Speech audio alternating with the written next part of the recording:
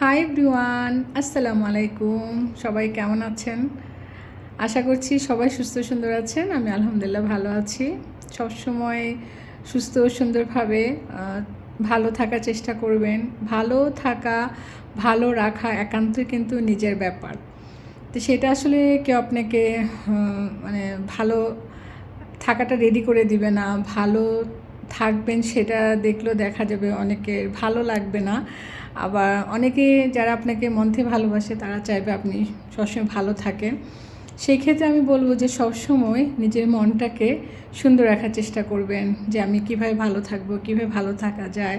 আর জীবনে সুখ দুঃখ, তারপর অসুখ বিসুখ, নানা রকমের বাধা, নানা রকমের টেনশন, নানা রকমের প্রবলেম আসতেই থাকবে। এটাই জীবন। জীবন মানেই কঠিন, সেটা আমাদেরকে মেনে নিতেই হবে। এই যে আমাকে আপনারা দেখেন একবার অনেক সিক হয়ে যায়, সেটা আমি আপনাদের সঙ্গে শেয়ার করি। আবার যখন সুস্থ হই হাসি খুশি দেখানোর চেষ্টা করি। তার মাঝে কত জনের কত রকম কথা শুনি, তাই না? তারপরও কিন্তু হারিয়ে যাই না। অনেক সময় ভাবি যে আর থাকবো না, সবার মাঝখান থেকে হারিয়ে যাব, তারপর আবার ফিরে আসি। এটা হলো আমার মনের ব্যাপার। আর যেদিন সৃষ্টিকর্তা আমাকে নিয়ে যাবে সেদিন মানে সত্যি সত্যি হারিয়ে যাব। সেদিন আর ইচ্ছে করলে আসতে পারবো না আপনাদের মাঝে, আপনারাও খুঁজে আমাকে পাবেন না। মানে শত চেষ্টা করলে আর খুঁজে পাবেন না। যদি চান যে আমি আসি, আমার সঙ্গে আপনাদের দেখা হোক, আপনাদের যে ভালো লাগাটা সেটা মানে আমি আপনাদেরকে আর এসে প্রকাশ করতে পারবো না। আপনারা চাইলেও আমাকে আর দেখতে পাবেন না। দেখতে পাবেন শুধু এই যে আপনাদের সঙ্গে এখন সুখ দুঃখ শেয়ার করছি, বিভিন্ন জায়গায় ঘুরছি ফিরছি, বিভিন্ন ভিডিও শেয়ার করছি, সেগুলো স্মৃতি হয়ে থাকবে, সেগুলি আপনারা খুঁজে পাবেন। এছাড়া নতুন নতুন কথা আর আমার ভালো লাগা সেগুলো হয়তো আপনারা খুঁজে পাবেন না। আর মানে একটা কথা বলবো যে এই সুন্দর পৃথিবীতে আল্লাহ আমাদেরকে অনেক সুন্দর করে পাঠিয়েছেন, মনটাকে অনেক সুন্দর করে দিয়েছেন, তাই না? তো আমরা চেষ্টা করব যে সবসময় কীভাবে মনটাকে সুন্দর রাখা যায়। মানে এই সুন্দর মন দিয়েই আমাদের যে সুন্দর চেহারাটা ফুটিয়ে তোলা যায় সেই চেষ্টাটা করা উচিত। কিন্তু কখনোই মানে আপনারা অন্য যে অন্যজনের মন নষ্ট করাটা মানে চেষ্টা করবেন না, যে অন্যজনের মনটা যে খারাপ হোক কোনো একটা কথা বলে মানে ওনার মনটা নষ্ট করার চেষ্টা করবেন না। সবসময় ভালো পরামর্শ দেবেন, ভালো কথা বলবেন, ভালো মানে সব কিছু পজিটিভ দেখার চেষ্টা করবেন। তাহলে কি হবে যে আপনিও ভালো থাকতে পারবেন। এই দুদিনের জীবনে মানে এতটাই মানে কষ্ট করার কি দরকার। আর যেটা বললাম, কষ্ট তো থাকবে, তাই না? কষ্টের মাঝেও আমাদেরকে আনন্দটাকে খুঁজে বের করতে হবে। অন্যর ভালো দেখে আমাকে ভালো থাকতে হবে, অন্যরা কীভাবে ভালো থাকে সেই চেষ্টাটা করতে হবে, আর নিজের ভালো লাগাটা অন্যদেরকে দেখাতে হবে। তা আসলে আমার অনেক মন খারাপের মাঝেও কিন্তু মাঝে মাঝে আপনাদের মাঝে আসি, আমি ভিডিও করি। সেটা কিন্তু আপনারা জানেন না কোন দিন আমার মনটা খারাপ, কোন দিন ভালো। খারাপ যেদিন সেটা তো শেয়ার করি, সেটা দেখায় যায়। অনেক ভালো লাগার মাঝেও কিন্তু মন অনেক সময় অনেক খারাপ থাকে, সেটা কিন্তু আপনারা কখনোই বুঝতে পারেন না। তো আমার সুখ দুঃখ সবসময় সব কিছু শেয়ার করি।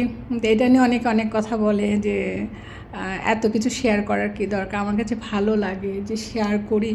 আমি মনে করি যে আমাকে দেখে কেউ শিখুক যে কীভাবে ভালো থাকা যায়, তাই না? সেই জন্য আমি আসলে মানে চাই যে আমাকে দেখে কেউ বলুক যে সে এখন এত সুন্দর করে চলছে ফিরছে, কিভাবে চলছে। মানে আমাকে নিয়ে তো নানা রকম কথা বলা হয় যে হ্যাঁ বয়স হয়েছে, ছেলে মেয়ে বড়ো হয়েছে, এত রং ঢং করে।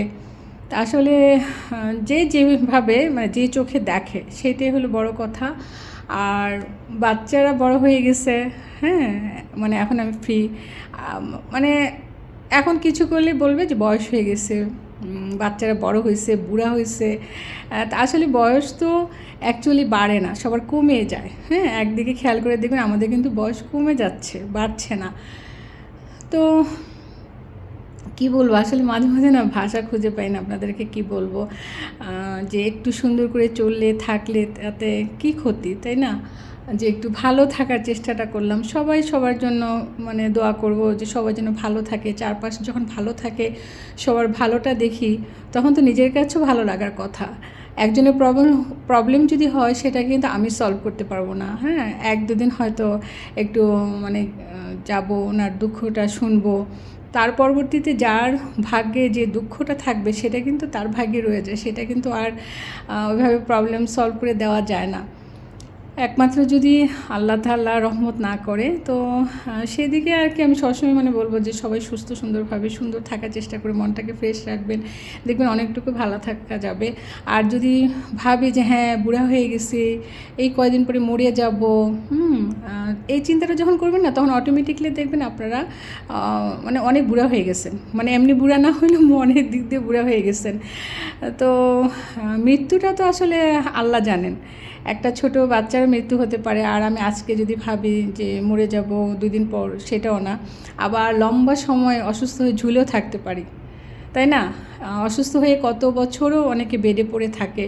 তো সেটি আমরা আল্লাহর কাছে সবসময় বলবো, যাতে যতদিন বেঁচে থাকি সুস্থ সুন্দরভাবে যেন মানে এই দুনিয়া থেকে চলে যেতে পারি, যাতে এমন কোনো কঠিন রোগে আক্রান্ত না হয়ে বেডে পড়ে না থাকি, কারোর উপর ডিপেন্ড না হই।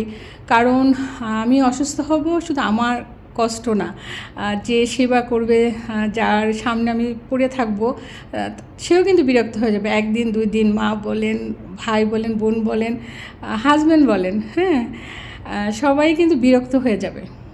এক সময় ভালো লাগবে না। এটা ওদের বেলা না, নিজের বেলা চিন্তা করে দেখবেন। তো এই আর কি। তো আসলে কি বলবো, বলার ভাষা মাঝে মাঝে খুঁজে পাই না।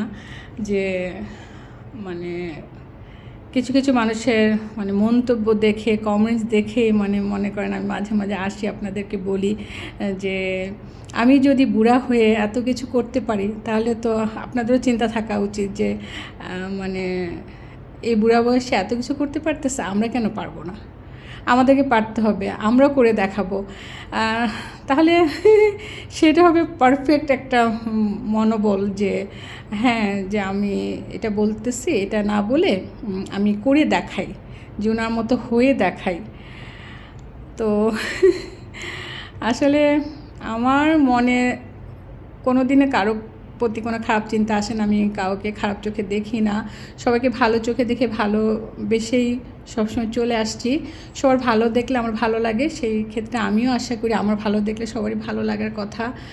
তো ছেলেপেলেরা বড় হয়েছে, এখন একটু সত্যি কথাই একটু তো আমি রিল্যাক্স, তাই না? অত টেনশনে ছোটোবেলায় তো ওদেরকে সারাক্ষণ ব্যস্ত থাকতে হতো।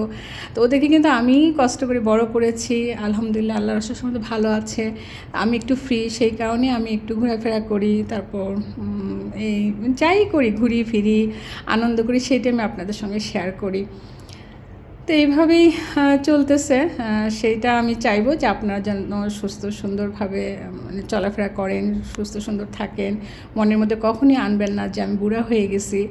এটা আসলে আমাদের বাংলাদেশে বেশি হয়, যে বাচ্চা বড় হলো বা বাচ্চাদের বিয়ে দিলাম, তখনই বলে হ্যাঁ আমরা বুড়া হয়ে গেছি, আমাদের জীবন শেষ। কিন্তু আমরা যে ছোটোকাল থেকে বাচ্চাদেরকে বড় করলাম, হ্যাঁ, এত কষ্ট করলাম, তো ওই সময়টা তো আমাদের মানে চলে গেছে ব্যস্ততার মাঝে, তাই না? অনেক সময় দেখা যায় ব্যস্ততার মাঝে যে আনন্দটা করা হয়, সেটা কিন্তু মানে মন থেকে ফ্রিলি করা হয় না, মানে নানা রকম টেনশন নিয়ে, যে বাচ্চার টিউশন থাকবে, পড়া থাকবে, শোনা থাকবে, তারপরে পার্টিতে যাব, রেডি হব, ওদেরকে রেডি করব, ওদেরকে খাওয়াবো, মানে অনেক ধরনের টেনশন নিয়ে কিন্তু আমরা মানে আনন্দ করি। তখন এনার্জিও থাকে, আর আল্লাহ তাআলা এনার্জিও দেয়, যেহেতু বাচ্চাদেরকে আমাদের বড় করতে হবে, সেই জন্য আল্লাহ তাআলা এমনভাবে এনার্জি দিয়ে দেয় যে সব কিছু করার ক্ষমতা থাকে। আস্তে আস্তে দেখবেন বাচ্চা যখন বড় হবে, নিজেরও নিস্তেজ হয়ে থাকবেন, মনটা ভেঙে যাচ্ছে, মানে উইক লাগতেছে, হাঁটতে কষ্ট লাগে, বসে থাকলে মনে হয় যে উফ আমি একা, ভাল লাগতেছে না। হ্যাঁ, আসলেই মনে বয়স হয়ে গেল, এটা ভাবলে দেখবেন কি মানে প্রতিদিনই মনে হচ্ছে আপনি নিজের মন থেকেই বুড়া হয়ে যাচ্ছেন, মানে মন ভেঙে যাচ্ছে, যে কোনো কিছু ভালো লাগছে না।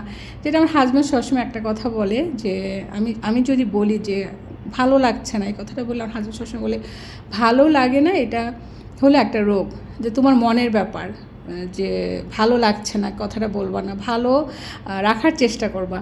তো সেটা আমি আসলে অনেক সময় ওর কথাটা মানে সত্যি আমি চিন্তা করি, দেখি যে ভালো রাখার চেষ্টা করলে ভালো থাকা যায়। যত মন খারাপ করে বসে থাকবো ততই মনটা খারাপ হতে থাকে, নানা টেনশন আসতে থাকে। আর জীবনে তো টেনশন থাকবে, তাই না? আর যত হাসি খুশি থাকি না কেন, আমার ছেলে মেয়েদের জন্য কিন্তু আমার টেনশন থাকে, হাজব্যান্ডের জন্য নিজের একটা টেনশন থাকে। তার মাঝে সব কিছু আড়াল করে ভালো থাকার আমি চেষ্টা করি। তো সেই চেষ্টাটা আপনারাও করবেন। তা আশা করি আমার কথাগুলো আপনাদের ভালো লাগবে। আর যাদের ভালো না লাগে তো কিছু করার নেই। তবে যারা আমাকে ভালোবাসেন, ভালো চোখে দেখেন, সবার প্রতি অনেক অনেক দোয়া। আশা করি আপনারাও আমাকে ভালোবেসে সবসময় আমার পাশে থাকবেন, আমার জন্য দোয়া করবেন। আজকে এই তো আমার পরিবারের জন্য দোয়া চাচ্ছি। আবার ইনশাল্লাহ দেখা হবে, কথা হবে। আজকের মতো বিদায়। আল্লাহ হাফিজ।